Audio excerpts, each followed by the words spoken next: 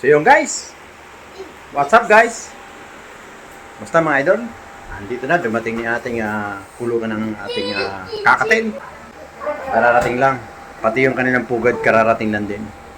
Tara, pag ginagawa nyo guys, ilagay na natin yung ating kulungan ng kakatin. Kasi naawa ako sa kakatin, napakaliit ng kanyang kulungan.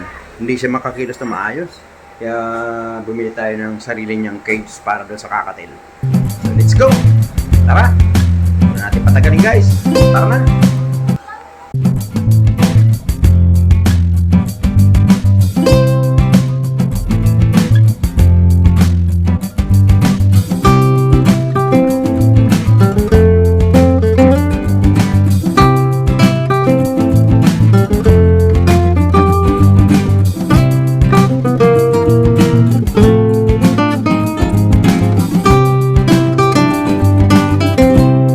Guys, ito na ito na yung cage ng kakatil natin. Tapos dumating na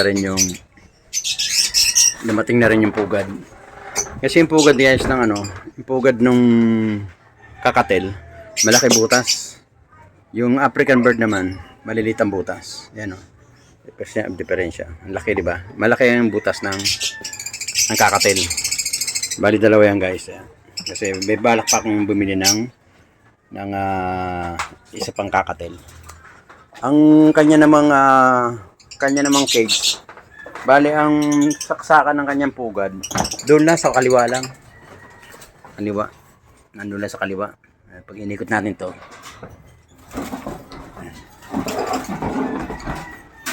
ayun guys, kaliwa lang. Kaliwa. So doon natin lalagay yan. Tapos, ihanap natin siya ng pwesto na maayos. Malamang dito natin siya lalagay. Dito para kita-kita niya yung mga ibang dumadaan ng mga ibon. At pag umulan, hindi siya mababasa doon. Alam nyo guys, masilan yung kakatil. Kaya kailangan natin tawag dito. Kailangan natin ilagay sila sa ayos. Matagal din mga itlog to, pero pag nangitlog naman tuloy-tuloy. So tatanggalin natin siya ngayon doon sa maliit kasi yung kulungan niya guys. Ayun napakaliit, hindi sila makita niyo naman, napakaliit eh. So kailangan natin siyang tanggalin dyan, remove natin, ilipat natin doon siya sa ating bagong cage nila. Para medyo naman matuwa sila sa amo nila. Alright guys, tara. Samahan niyo ako at trabahoin na natin to. Dahil bukas magluluto tayong kare-kare. Maraming order. Sundin natin sila maasikaso bukas. So ngayon, tirahin na natin. Let's go! Tara na! So guys, bali unahin muna natin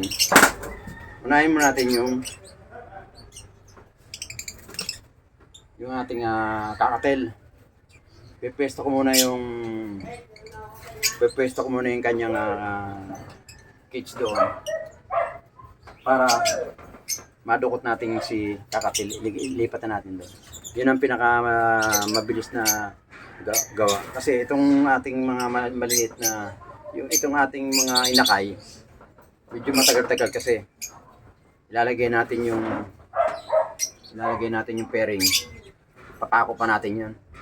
So medyo matagal. Unahin natin yung mabilis. Lagay muna natin yung kulungan ni kakatil dito. Tapos lagyan natin yung pugad niya. Lagyan natin ng pusot. Tapos hayaan muna natin silang mag-enjoy. Tapos ilipat na natin sila ron. Alright, tara guys. Samahan niyo ako. Let's go. Tara.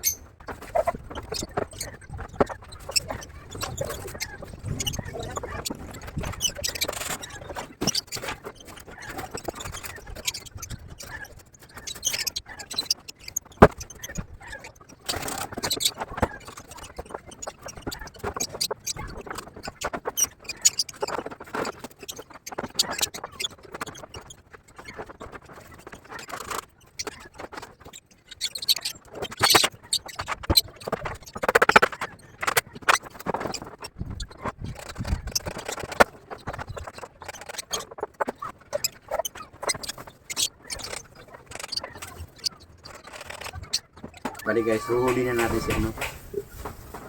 Huhuli na natin yung ating kakatel. Lalagyan na natin siya doon. Para maging maluwag sila. Tapos, hindi. Ano naman, masisiyahan sila dyan. Kapag tayo ng panghuli guys. Ito. Kailangan natin gumamit ng ganito. Para maiwasan natin makagat o matuka. Alam mo ng mga ganito, masasakit. Minsan, yung sa African ko nga dati, ang dami ko mga butas-butas. Kaya ginawa ko, bumili ako ng catching bird. So yun, catching bird natin sila para mailipat natin sa laron sa kanilang tunay na magiging bahay, magiging pugad nila. Bagong bili natin to para sa kanilang dalawa lang. Kasi naawa tayo rito dahil hindi naman talaga dapat sila rito sa maliit, dapat malaki para makagalaw sila ng maayos guys. So yun ang ating ginawa. Hopefully magustuhan nila. Right? Ngayon abalahin muna natin sila ngayon para isang abala na lang.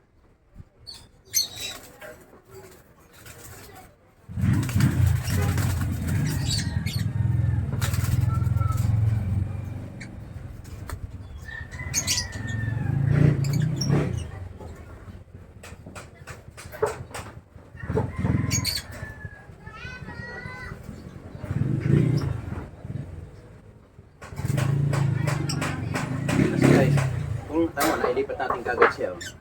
Kasi kung hindi ka gagamit ito guys, masyado silang ma-stress. So, kailangan natin talaga gumamit ng catching bird.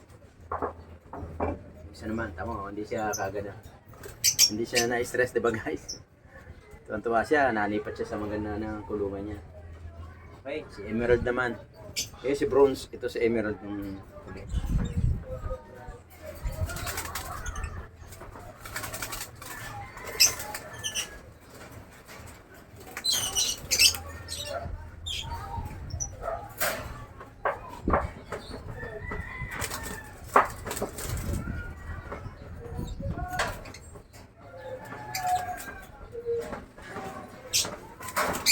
Ayun guys, okay na. Nalipat na natin sila. Ganoon na kadali. Nalipat na natin sila. So ngayon, gagawin natin. Pre-aamoy natin. Bibigyan natin sila ng paborito nila. Sunflower. Yan. Siyempre suhol tayo dahil nasuhulan natin, dahil naabala natin sila. Ganun talaga guys, kailangan natin gawin.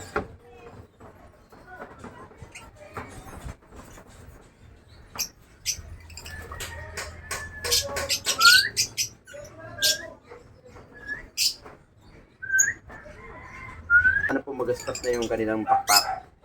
Ibig sabihin yan, nakabawi na sila sa kanilang stress ngayon sa ginawa natin. Hindi sila sanay sa yung biglang may dumarating.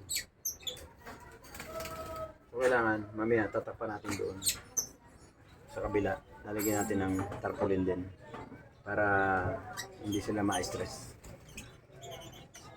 Kung natatanong nyo guys, bakit nandun si bintol po sa kahit na sinong picture pwede mo ilagay para mamasanay sila sa tao. Hindi sila hindi sila ma-stress. Yan ang ganyan ng kaya nilagyan natin ng tarpaulin ng ng mga kusinong tao. Hindi po tayo nangampanya rito Talagang nagkataon lang na siya ang nandyan. At siya lang ang nagbigay ng ganun Pwede na yung iba. Sa ginamit lang natin siya pang takip. At kailangan masanay din ating alagang ibon na meron tao. Ay. Okay na guys. Mano na yung balahibo nila. Bumalik na sa dati. So, iwanan na natin. Okay na yan. Para maka-affect sila sa kanilang birds, sa bagong birds nila. Tapos itong isa naman to.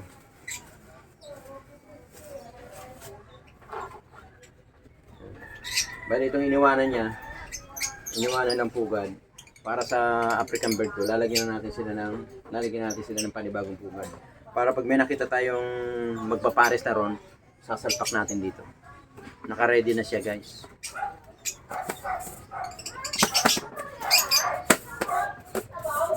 Hirap, no? Mahirap mag-alaga, diba? Kaya sa nagbabalak na mag-alaga ng African bird, ay ng mga ibon, ay kailangan na 10 beses na pag-isipan. Tamang gagawin nyo. Dahil napakahirap, guys. Napakahirap mag-alaga ng ibon. Lalo pag hindi mo wala kang panahon, huwag mo nang pangarapin mag-alaga.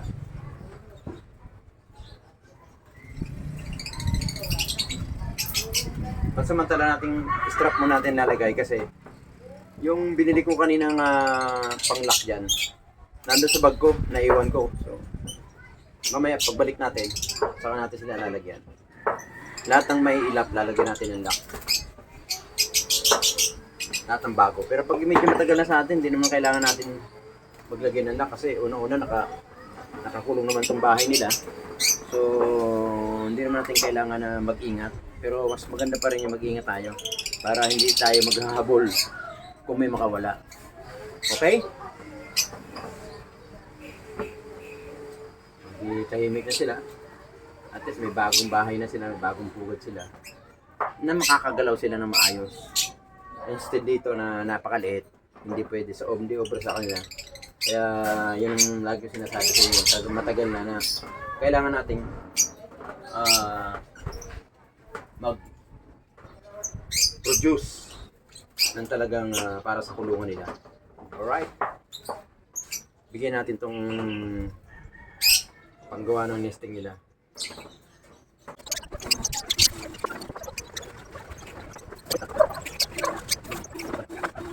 Mulan man, safety sila, guys. Yan, guys, nandun na sila. Yan, nasa magandang pwesto sila. So, ngayon ang gagawin natin, the next project natin, yung yung pairing cage na medyo malaki. Yun ang gagawin natin, next project natin. So, ngayon, hanggang dito na lang muna. Hanggang sa muli, ang ating pagbabalik. Salamat, maraming salamat sa Panginoon Diyos at na binibigyan tayo ng lakas ng loob para makapag-ipon, makabili ng sariling mga pugad nila at kulungan. So, thank you, Lord. Ayan. Next project natin, yung ating pairing cage naman. Gagawa tayo ng pairing cage naman, kaya doon natin lalagay yung mga ibon lahat na inakay. Pag nanggaling doon sa flight cage, nursery muna, tapos flight cage, tapos pairing cage. Yun eh. Maraming proseso para magkaroon sila ng mga partners sa bawat isa. So hanggang dito lang muna, guys. Thank you po. Maraming salamat. Kaya nga pala, guys, shoutout po sa ating mga kababayan sa Labisares, Northern Samar, sa lahat, sa Nueva Bisaya, Luzon, Visayas, Mindanao. Shoutout po sa mga mag-iibon, mga bago o mga datihan na o matatagal na. Shoutout po sa inyo lahat. Papa Ubas TV on the house. Alright. Hanggang sa muli. Bye-bye. Okay, thank you. Every time we say goodbye, baby, it hurts. When the sun goes down and the